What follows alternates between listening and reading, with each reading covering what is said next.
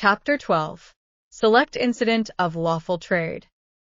In Ramah there was a voice heard, weeping and lamentation and great mourning, Rachel weeping for her children, and would not be comforted. J 31:15. Mr. Haley and Tom jogged onward in their wagon, each, for a time, absorbed in his own reflections. Now, the reflections of two men sitting side by side are a curious thing, seated on the same seat, having the same eyes, ears, hands, and organs of all sorts, and having passed before their eyes the same objects. It is wonderful what a variety we shall find in these same reflections, as, for example, Mr. Haley.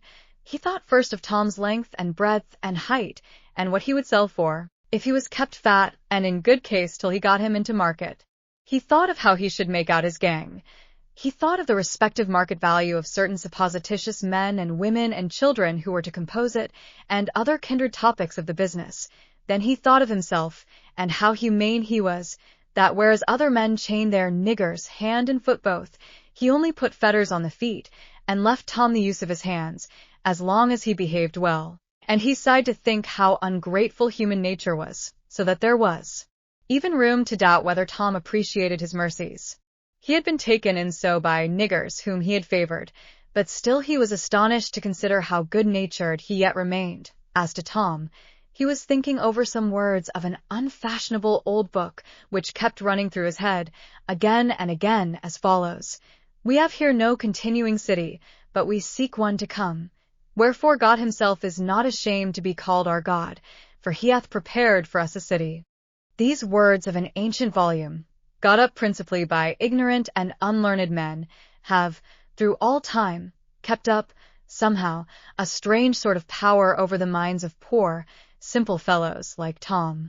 They stir up the soul from its depths and rouse, as with trumpet call, courage, energy, and enthusiasm, where before was only the blackness of despair. Mr. Haley pulled out of his pocket sundry newspapers and began looking over their advertisements with absorbed interest. He was not a remarkably fluent reader, and was in the habit of reading in a sort of recitative half aloud, by way of calling in his ears to verify the deductions of his eyes. In this tone he slowly recited the following paragraph: "Executor's sale, Negroes, agreeably to order of court, will be sold on Tuesday, February 20th, before the courthouse door, in the town of Washington, Kentucky, the following Negroes: Hagar, aged 60, John, aged 30, Ben, aged 21, Saul, aged 25, Albert, aged 14.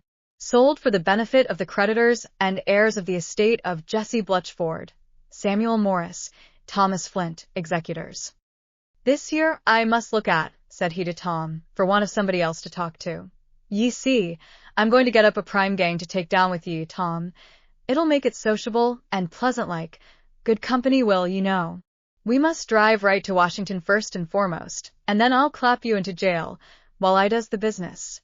Tom received this agreeable intelligence quite meekly, simply wondering, in his own heart, how many of these doomed men had wives and children, and whether they would feel as he did about leaving them. It is to be confessed, too, that the naive, off-hand information that he was to be thrown into jail by no means produced an agreeable impression on a poor fellow who had always prided himself on a strictly honest and upright course of life. Yes, Tom, we must confess it, was rather proud of his honesty, poor fellow, not having very much else to be proud of. If he had belonged to some of the higher walks of society, he, perhaps, would never have been reduced to such straits. However, the day wore on, and the evening saw Haley and Tom comfortably accommodated in Washington, the one in a tavern and the other in a jail. About 11 o'clock the next day, a mixed throng was gathered around the courthouse steps, smoking, chewing, spitting, swearing, and conversing, according to their respective tastes and turns, waiting for the auction to commence. The men and women to be sold sat in a group apart, talking in a low tone to each other. The woman who had been advertised by the name of Hagar was a regular African in feature and figure. She might have been 60, but was older than that by hard work and disease, was partially blind, and somewhat crippled with rheumatism.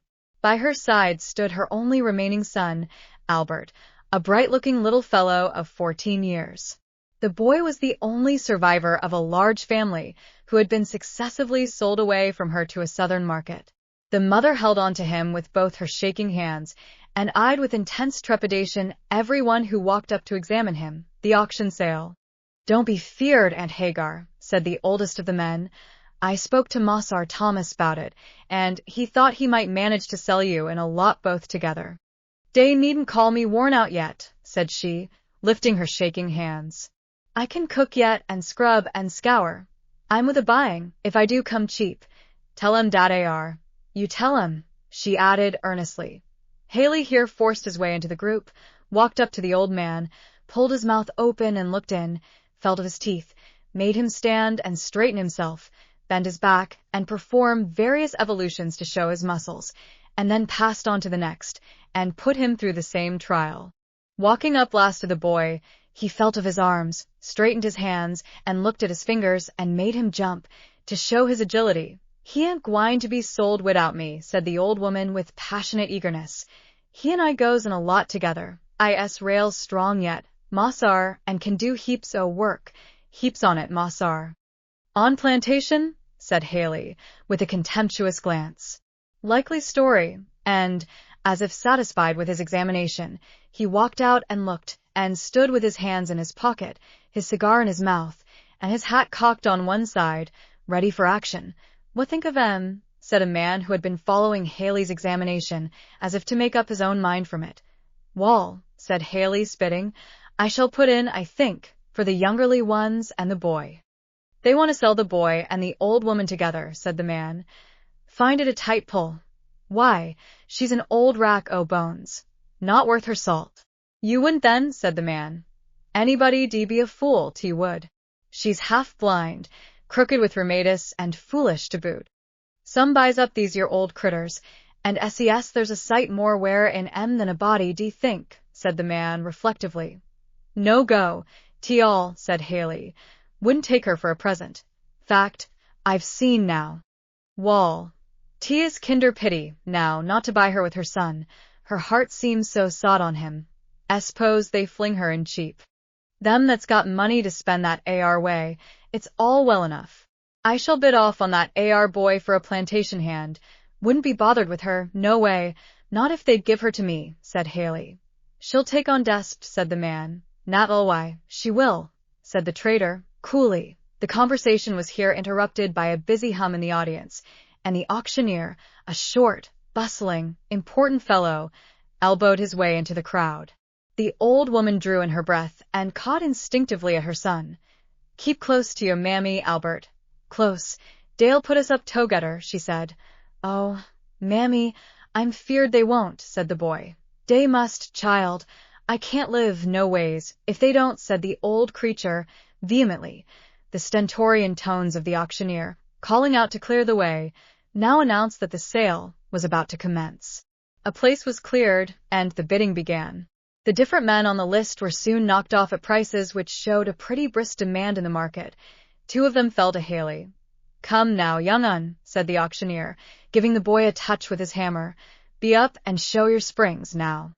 "Put us two up together. Do please, Mossar," said the old woman, holding fast to her boy. "Be off," said the man, gruffly, pushing her hands away. "You come last. Now, darky, spring." And with the word, he pushed the boy toward the block, while a deep, heavy groan rose behind him. The boy paused and looked back, but there was no time to stay, and, dashing the tears from his large, bright eyes, he was up in a moment, his fine figure, alert limbs, and bright face raised in instant competition, and half a dozen bids simultaneously met the ear of the auctioneer. Anxious, half frightened, he looked from side to side as he heard the clatter of contending bids, now here, now there, till the hammer fell. Haley had got him.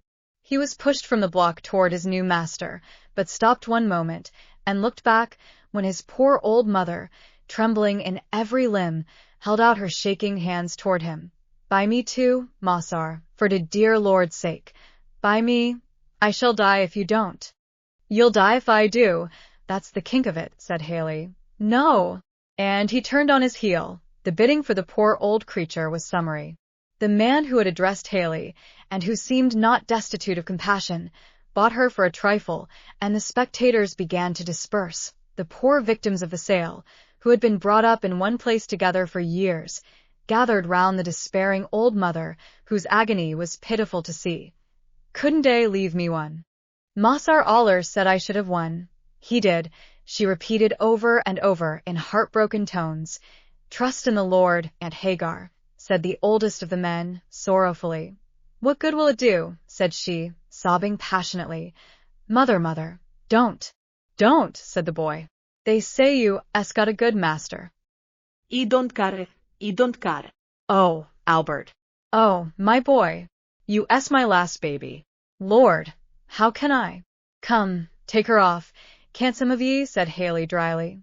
"Don't do no good for her to go on that AR way." The old men of the company, partly by persuasion and partly by force, loosed the poor creature's last despairing hold, and, as they led her off to her new master's wagon, strove to comfort her. "Now," said Haley, pushing his 3 purchases together, and producing a bundle of handcuffs, which he proceeded to put on their wrists, and fastening each handcuff to a long chain, he drove them before him to the jail. A few days saw Haley, with his possessions, safely deposited on one of the Ohio boats. It was the commencement of his gang, to be augmented, as the boat moved on, by various other merchandise of the same kind, which he, or his agent, had stored for him in various points along shore.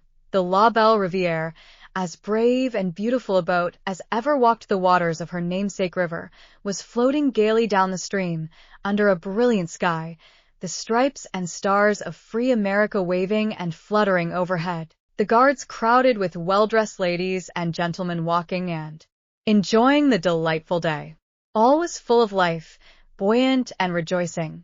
All but Haley's gang, who were stored, with other freight, on the lower deck, and who, somehow, did not seem to appreciate their various privileges, as they sat in a knot, talking to each other in low tones. "Boys," said Haley, coming up briskly, "I hope you keep up good heart, and are cheerful. Now, no sulks, ye see. Keep stiff upper lip, boys. Do well by me, and I'll do well by you."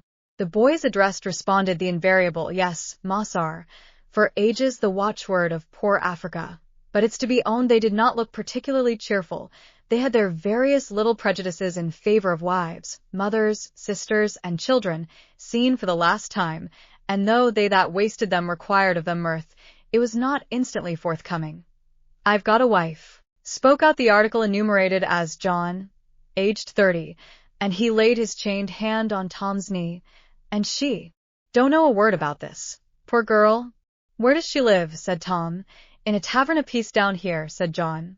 "I wish, now, I could see her once more in this world," he added.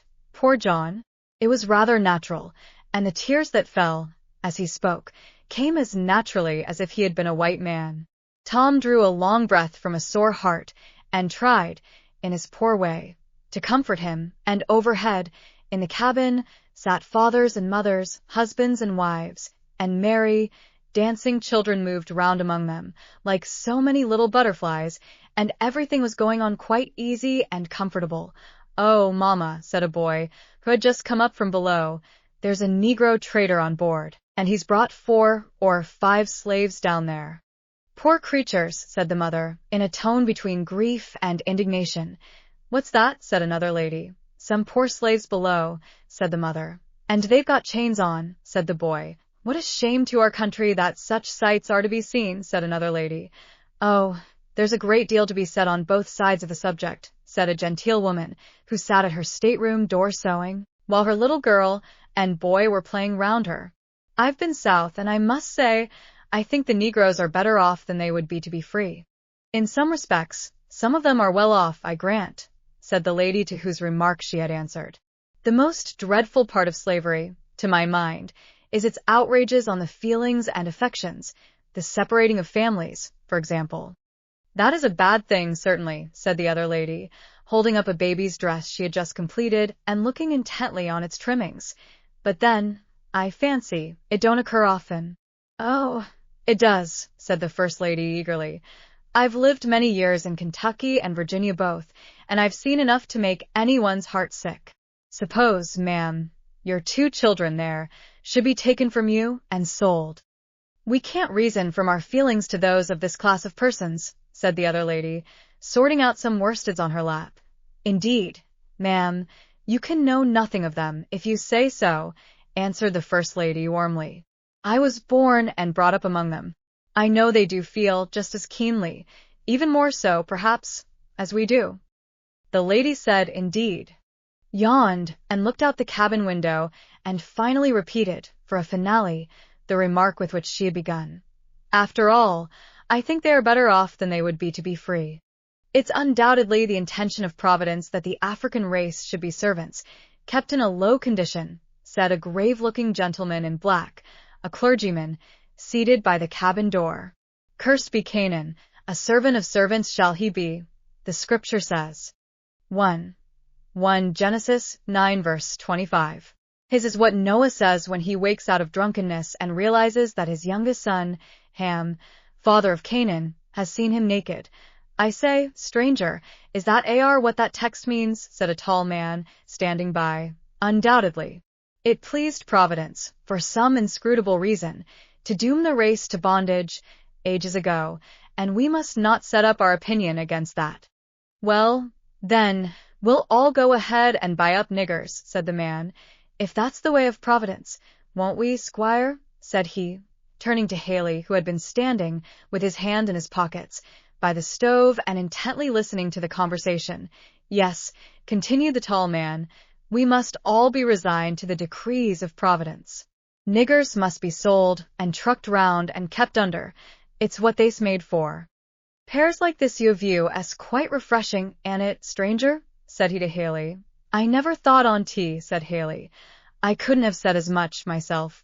I han tea no larning. I took up the trade just to make a living. If 'tan't right, I calculated to pent on tea in time, you know. And now you'll save yourself the trouble, won't ye? Said the tall man. See what tea is, now, to know scripture. If ye'd only studied your Bible, like this here good man, ye might have knowed it before, and saved ye a heap o' trouble. Ye could just have said, cussed be, what's his name? And tea would all have come right. And the stranger, who was no other than the honest drover whom we introduced to our readers in the Kentucky Tavern, sat down and began smoking, with a curious smile on his long, dry-faced, a tall, slender young man, with a face expressive of great feeling and intelligence, here broke in and repeated the words, all things whatsoever ye would that men should do unto you, do ye even so unto them. I suppose, he added, that is scripture, as much as cursed be Canaan. Wall, it seems quite as plain a text, stranger, said John the drover, to poor fellows like us, now. And John smoked on like a volcano. The young man paused, looked as if he was going to say more, when suddenly the boat stopped, and the company made the usual steamboat rush, to see where they were landing. Both them chaps, Parsons? Said John to one of the men, as they were going out. The man nodded. The boat stopped. A black woman came running wildly up the plank, darted into the crowd, flew up to where the slave gang sat, and threw her arms round that unfortunate piece of merchandise before enumerate. John, aged 30, and with sobs and tears bemoaned him as her husband. But what needs tell the story, told too oft, every day told, of heartstrings rent and broken, the weak broken and torn for the profit and convenience of the strong. It needs not to be told. Every day is telling it, too, in the ear of one who is not deaf, though he be long silent. The young man who had spoken for the cause of humanity and God before stood with folded arms, looking on this scene. He turned, and Haley was standing at his side. My friend, he said, speaking with thick utterance, how dare you, carry on a trade like this? Look at those poor creatures. Here I am, rejoicing in my heart that I am going home to my wife and child, and the same bell which is a signal to carry me onward towards them will part this poor man and his wife forever. Depend upon it, God will bring you into judgment for this. The trader turned away in silence. I say, now, said the drover, touching his elbow, there's differences in Parsons, ain't there? Cussed be Canaan don't seem to go down with this, son, does it? Haley gave an uneasy growl. "And that AR ain't the worst on tea," said John. "Mabbe it won't go down with the Lord, neither, when ye come to settle with him, one o' these days, as all on us must, I reckon." Haley walked reflectively to the other end of the boat. "If I make pretty handsomely on one or two next gangs," he thought, "I reckon I'll stop off this year. It's really getting dangerous." And he took out his pocketbook and began adding over his accounts, a process which many gentlemen besides Mr. Haley have found as specific for an uneasy conscience. The boat swept proudly away from the shore, and all went on merrily, as before. Men talked and loafed and read and smoked. Women sewed and children played, and the boat passed on her way point one day, when she lay to for a while at a small town in Kentucky. Haley went up into the place on a little matter of business. Tom, whose fetters did not prevent his taking a moderate circuit, had drawn near the side of the boat and stood listlessly gazing over the railing. After a time, he saw the trader returning, with an alert step, in company with a colored woman, bearing in her arms a young child. She was dressed quite respectably, and a colored man followed her, bringing along a small trunk. The woman came cheerfully onward, talking, as she came, with the man who bore her trunk, and so passed up the plank into the boat. The bell rung, the steamer whizzed, the engine groaned and coughed, and away swept the boat down the river. The woman walked forward among the boxes and bales of the lower deck, and, sitting down, busied herself with chirruping to her baby. Haley made a turn or two about the boat, and then, coming up, seated himself near her, and began saying something to her in an indifferent undertone. Tom soon noticed a heavy cloud passing over the woman's brow, and that she answered rapidly, and with great vehemence. "I don't believe it. I won't believe it," he heard her say. "You're just a foolin' with me." "If you won't believe it, look here," said the man, drawing out a paper. "This here's the bill of sale, and there's your master's name to it, and I paid down good solid cash for it, too, I can tell you. So, now, I don't believe Mossar would cheat me so. It can't be true," said the woman, with increasing agitation. "You can ask any of these men here, that can read writing." "Here," he said, to a man that was passing by, "just read this here, won't you? This here gal won't believe me, when I tell her what 'tis is." "Why, it's a bill of sale, signed by John Fosdick," said the man, "making over to you the girl Lucy and her child. It's all straight enough, for aught I see." The woman's passionate exclamations collected a crowd around her, and the trader briefly explained to them the cause of the agitation. "He told me that I was going down to Louisville, to hire out as cook to the same tavern where my husband works. That's what Mossar told me, his own self, and I can't believe he'd lie to me," said the woman. "But he has sold you, my poor woman, there's no doubt about it," said a good-natured-looking man who had been examining the papers. "He has done it, and no mistake." "Then it's no account talking," said the woman, suddenly growing quite calm, and, clasping her child tighter in her arms, she sat down on her box, turned her back round, and gazed listlessly into the river. "Going to take it easy, after all," said the trader. "Gal's got grit, I see." The woman looked calm as the boat went on, and a beautiful soft summer breeze passed like a compassionate spirit over her head, the gentle breeze that never inquires whether the brow is dusky or fair that it fans.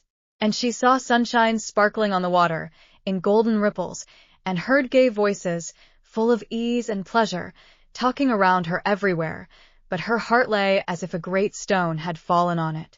Her baby raised himself up against her, and stroked her cheeks with his little hands, and, springing up and down, crowing and chatting, seemed determined to arouse her. She strained him suddenly and tightly in her arms, and slowly one tear after another fell on his wondering, unconscious face, and gradually she seemed, and little by little, to grow calmer, and busied herself with tending and nursing him. The child, a boy of 10 months, was uncommonly large and strong of his age, and very vigorous in his limbs. Never, for a moment, still, he kept his mother constantly busy in holding him and guarding his springing activity. "That's a fine chap," said a man, suddenly stopping opposite to him, with his hands in his pockets. "How old is he?"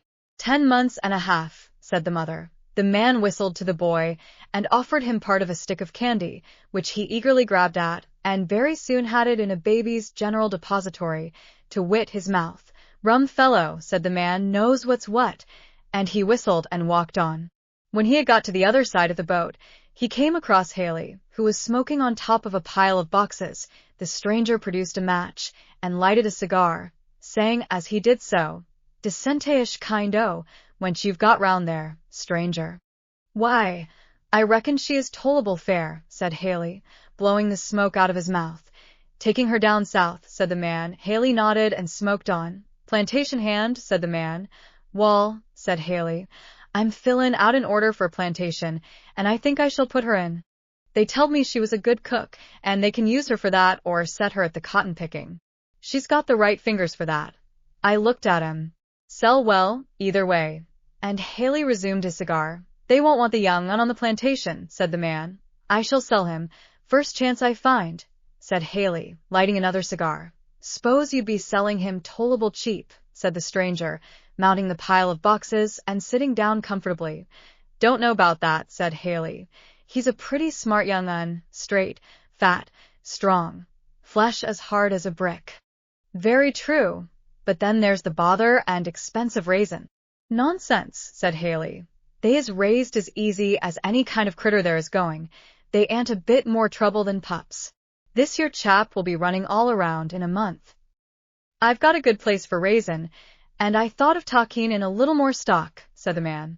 "One cook lost a young un last week, got drownded in a washtub, while she was a hangin' out the clothes, and I reckon it would be well enough to set her to raisin' this year." Haley and the stranger smoked a while in silence, neither seeming willing to broach the test question of the interview. At last the man resumed, "You wouldn't think of wantin' more than $10 for that AR chap, seeing you must get him off your hand anyhow." Haley shook his head and spit impressively. "That won't do no ways," he said, and began his smoking again. "Well, stranger, what will you take?" "Well, now," said Haley, "I could raise that AR chap myself, or get him raised. He's uncommon likely and healthy, and he'd fetch $100, 6 months hence, and in a year or two, he'd bring 200, if I had him in the right spot. I shan't take a cent less nor 50 for him now." Stranger. "That's ridiculous altogether," said the man.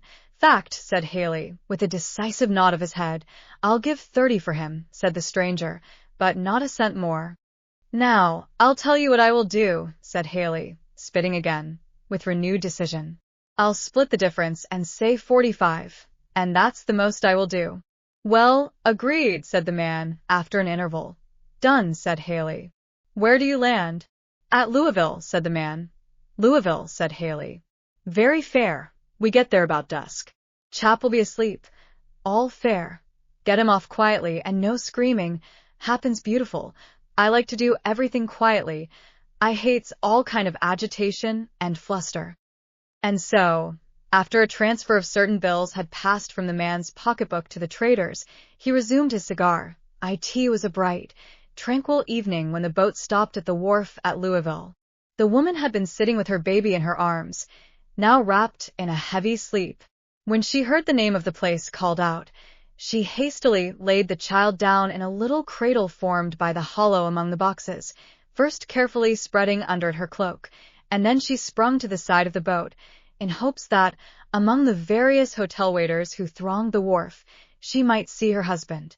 In this hope, she pressed forward to the front rails and, stretching far over them, strained her eyes intently on the moving heads on the shore, and the crowd pressed in between her and the child. "Now's your time," said Haley, taking the sleeping child up and handing him to the stranger. "Don't wake him up and set him to crying.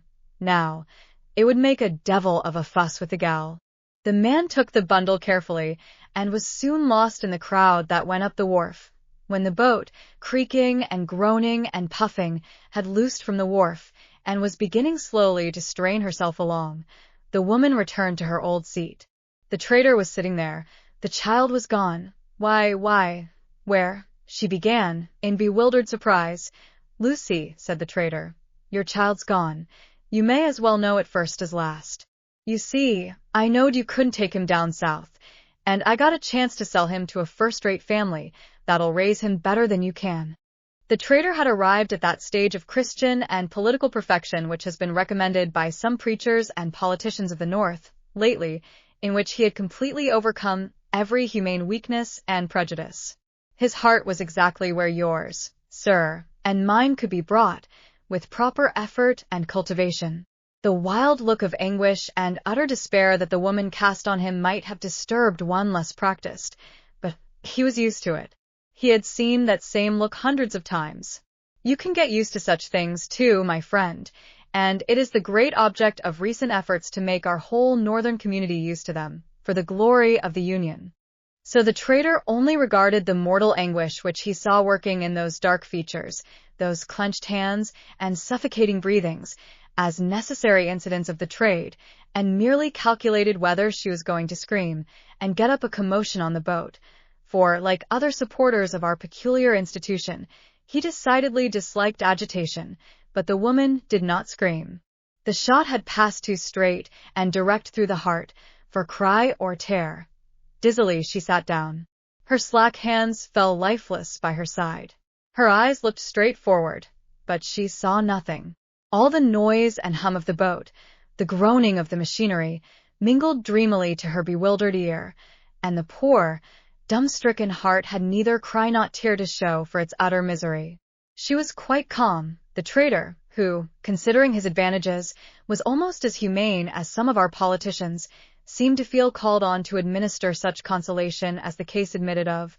"I know this yo comes kinder hard, at first, Lucy," said he, "but such a smart, sensible gal as you are won't give way to it. You see it's necessary and can't be helped." Oh, "Don't, Mossar, don't," said the woman, with a voice like one that is smothering. "You're a smart wench, Lucy," he persisted. "I mean to do well by ye, and get ye a nice place down river, and you'll soon get another husband. Such a likely gal as you."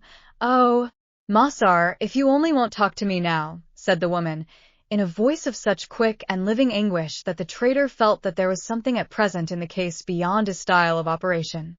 He got up, and the woman turned away and buried her head in her cloak. The trader walked up and down for a time, and occasionally stopped and looked at her. "Takes it hard, rather," he soliloquized, "but quiet though. Let her sweat a while. She'll come right by and by." Tom had watched the whole transaction from first to last, and had a perfect understanding of its results. To him, it looked like something unutterably horrible and cruel, because, poor, ignorant black soul, he had not learned to generalize and to take enlarged views. If he had only been instructed by certain ministers of Christianity, he might have thought better of it, and seen in it an everyday incident of a lawful trade, a trade which is the vital support of an institution which an American divine, too, tells us has no evils but such as are inseparable from any other relations in social and domestic life. But Tom, as we see, being a poor, ignorant fellow, whose reading had been confined entirely to the New Testament, could not comfort and solace himself with views like these.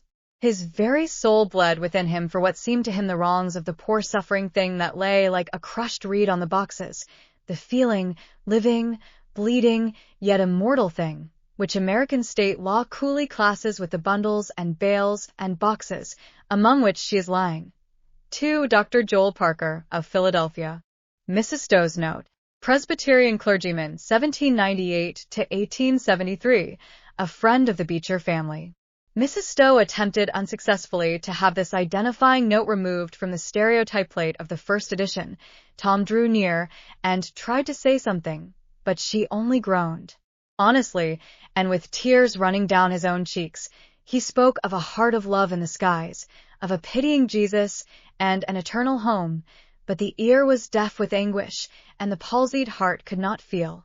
Night came on, night calm, unmoved, and glorious, shining down with her innumerable and solemn angel eyes, twinkling, beautiful, but silent.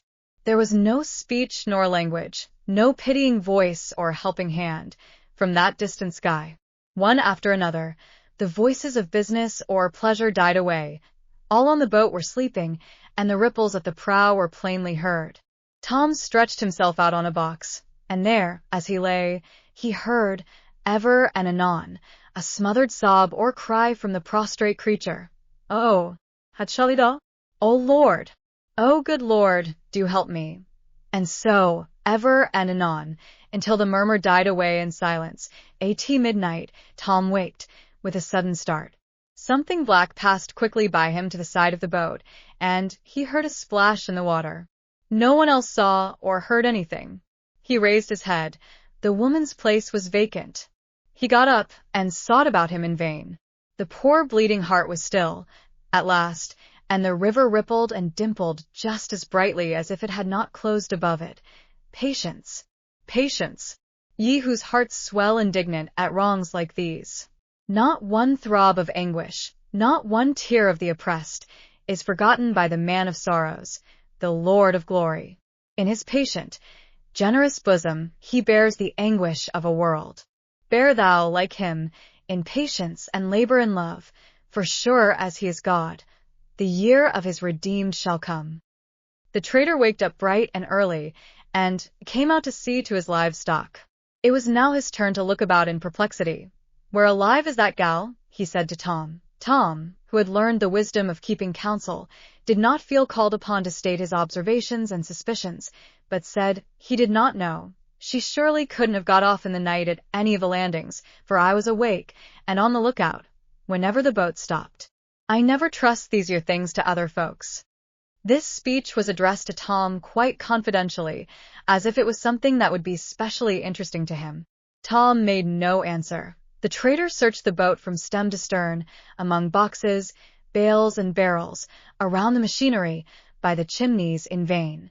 Now I say, Tom, be fair about this year, he said, when, after a fruitless search, he came where Tom was standing. You know something about it now. Don't tell me. I know you do. I saw the gals stretched out here about 10 o'clock, and A.G. in at 12, and A.G. in between 1 and 2, and then at 4 she was gone, and you was a-sleeping right there all the time. Now, you know something, you can't help it. Well, Mossar, said Tom, towards morning something brushed by me, and I kinder half woke, and then I hearn a great splash, and then I Claire woke up, and the gal was gone. That's all I know on T. The trader was not shocked nor amazed, because, as we said before, he was used to a great many things that you are not used to. Even the awful presence of death struck no solemn chill upon him. He had seen death many times, met him in the way of trade, and got acquainted with him, and he only thought of him as a hard customer that embarrassed his property operations very unfairly, and so he only swore that the gal was a baggage, and that he was devilish unlucky, and that, if things went on in this way, he should not make a cent on the trip. In short, he seemed to consider himself an ill-used man, decidedly, but there was no help for it, as the woman had escaped into a state which never will give up a fugitive, not even at the demand of the whole glorious Union. The trader, therefore, sat discontentedly down, with his little account-book, and put down the missing body and soul under the head of losses. He's a shocking creature, isn't he, this trader? So unfeeling. It's dreadful, really. Oh, but nobody thinks anything of these traders. They are universally despised, never received into any decent society. But who, sir, makes the trader? Who is most to blame? The enlightened, cultivated, intelligent man, who supports the system of which the trader is the inevitable result, or the poor trader himself? You make the public statement that calls for his trade, that debauches and depraves him, till he feels no shame in it, and in what are you better than he's? Are you educated and he ignorant? You high and he low, you refined and he coarse, you talented and he simple. In the day of a future judgment, these very considerations may make it more tolerable for him than for you. I am concluding these little incidents of lawful trade. We must beg the world not to think that American legislators are entirely destitute of humanity, as might, perhaps, be unfairly inferred from the great efforts made in our national body to protect and perpetuate this species of traffic, who does not know how our great men are outdoing themselves in declaiming against the foreign slave trade. There are a perfect host of Clarksons and Wilberforces, three, risen up among us on that subject, most edifying to hear and behold. Trading Negroes from Africa, dear reader, is so horrid. It is not to be thought of. But trading them from Kentucky, that's quite another thing. 3. Thomas Clarkson, 1760 to 1846, and William Wilberforce, 1759 to 1833, English philanthropists and anti-slavery agitators who helped to secure passage of the Emancipation Bill by Parliament in 1833.